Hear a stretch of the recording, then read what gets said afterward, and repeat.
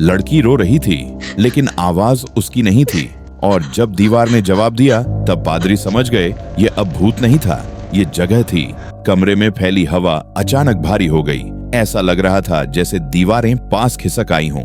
लड़की की आंखों से आंसू बह रहे थे, लेकिन चेहरा भावहीन था। पादरी समझ नहीं पा रहे थे कि यह रोना सच्चा है या अंधेरे का एक और छल। अगर तुम भीतर हो तो सुनो, बड़े पादरी ने कांपती आवाज में कहा। तुम अकेली नहीं हो। उस पर लड़की का शरीर हल्का सा कांपा, उसकी सांसें तेज हो गईं। कुछ सेकंड के लिए लगा जैसे वह सामान्य हो रही है। छोटे पादरी ने राहत की सांस ली, लेकिन वह राहत बहुत छोटी थी। अचानक कमरे के कोने से धीमी हंसी सुनाई दी। यह हंसी लड़की की नहीं थी। मोमबत्ती की लौ एकदम सीधी हो गई, जैसे हवा ने सांस लेना बंद कर दिया हो। लड़की के होंठ हिले, लेकिन शब्द किसी और के थे। तुम बहुत देर से समझे हो। दीवारों पर उभरे निशान अब और गहरे हो गए थे। वे निशान अब सिर्फ खरोंच नहीं थे, वे किसी भाषा जैसे लग रहे थे। टूटे हुए टेढ़े मेढ़े अक्षर। पादरी ने उन शब्दों को पढ़ने की कोशिश नहीं की। कुछ चीजें पढ़ी नहीं जाती, सिर्फ महसूस की जाती है। छोटा पादरी पीछे हट गया। उसका हाथ दरवाजे के हैंडल तक पहुंचा, लेकिन हैंडल ठंडा पत्थर बन चुका था। दरवाजा अब दरवाजा नहीं रहा था, वह सिर्फ एक दीवार था। डरो मत, बड़े पादरी ने कहा, लेकिन उनकी अपनी आवाज उन्हें ही अजनबी लग रही थी। लड़की का सिर धीरे धीरे ऊपर उठा। उसकी आंखें अब पूरी तरह खुली थीं। उनमें कोई परछाई नहीं थी, कोई चमक नहीं, सिर्फ गहराई। ऐसी गहराई जैसे किसी कुएं में झांक रहे हों। तुम उसे वापस नहीं ले जा सकते। आवाज गूंजी, ये जगह अब मेरी है। कमरे में रखी किताब अपने आप बंद हो गई। फर्श पर बिखरे कागज हवा में उठने लगे और फिर अचानक गिर पड़े।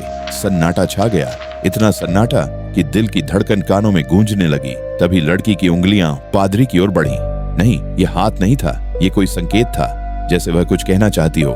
रुको, बड़े पादरी ने कहा। उसे बोलने दो। लड़की के होंठ कांपे। आवाज बदल गई, कमजोर, टूटी हुई।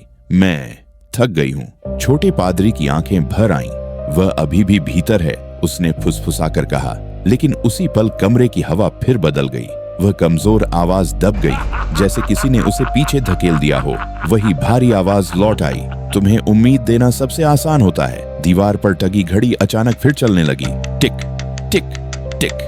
हर टिक के साथ कमरे का अंधेरा और गहरा होता गया। बड़े पादरी ने आखिरी हिम्मत जुटाई। उसने प्रार्थना शुरू की, धीमी लेकिन साफ। शब्द कमरे में फैलने लगे, जैसे रोशनी की पतली लकीरें। लड़की चीखी नहीं, वह हंसी। तुम्हारे शब्द यहाँ पुराने हैं, आवाज बोली।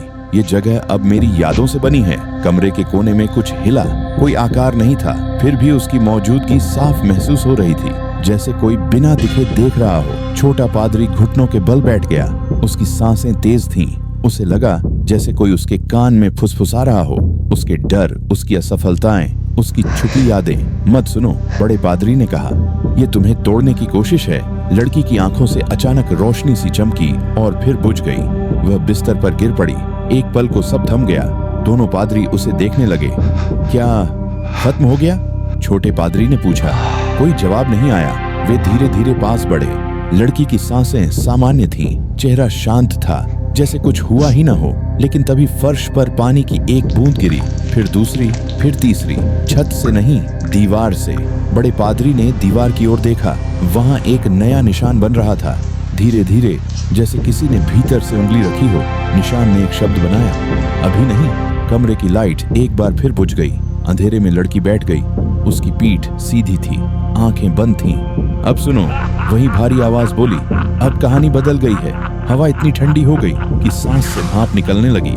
छोटा पादरी डर से जड़ हो गया। बड़े पादरी ने महसूस किया, ये अब सिर्फ उस लड़की की बात नहीं रही। ये जगह, ये कमरा, ये रात, सब कुछ इस अंधेरे का हिस्सा बन चुका था। लड़की ने आंखें खोली। इस बार उनमें डर नहीं था, न ही गुस्सा। सिर्फ एक सवाल था, तुम यहाँ से जाओगे या यहीं रहोगे? कमरा फिर से सन्नाटे में डूब गया। बाहर कहीं दूर कुत्तों के रोने की आवाज आई, जैसे पूरी दुनिया इस कमरे से मुंह मोड़ रही हो। दोनों पादरी समझ गए, ये लड़ाई अब मंत्रों की नहीं रही, ये हिम्मत की थी। और रात अभी बाकी थी। इसके आगे की कहानी अभी बाकी है। आगे की कहानी सुनने के लिए हमारे चैनल को सब्सक्राइब कर लो अभी।